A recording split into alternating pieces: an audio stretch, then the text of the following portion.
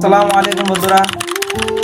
একটা দুঃখজনক প্রথমে দেখেন হইল গিয়া আমরা একসাথে ভিডিও বানাইতাম যখন বাড়িতে ছিলাম। এখন তো আমি বাড়িতে নাই, আমি চেন্নাই এসে পড়েছি। আমার ভাই, আমার বড় ভাই হয় হয় কাজ করতে গিয়া একটু পাউডার ব্যথা পাইছে বা মনে হয় বাইকে গেছে। এখন তার বাড়িতে নাই যে দেখাশোনা করবো বা দেখবো। কাজে কামে ব্যস্তর কারণে আমি দেখতে পারি নাই বা ফোনও করতে পারি নাই। কিন্তু আমি এখন আমার আরেকটা বড় ভাইয়ের ভিডিও দেখা মানে দেখলাম আর কি এই অবস্থাটা। আপনারাও দেখেন ভিডিওটা।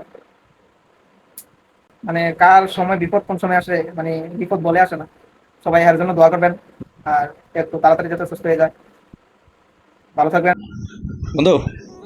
আসলে তুই তো ফোন দিলি, ফোন দেওয়ার পরে থাকতে পারলাম না বাড়িতে, তোর ভাইয়ের অবস্থা দেখা।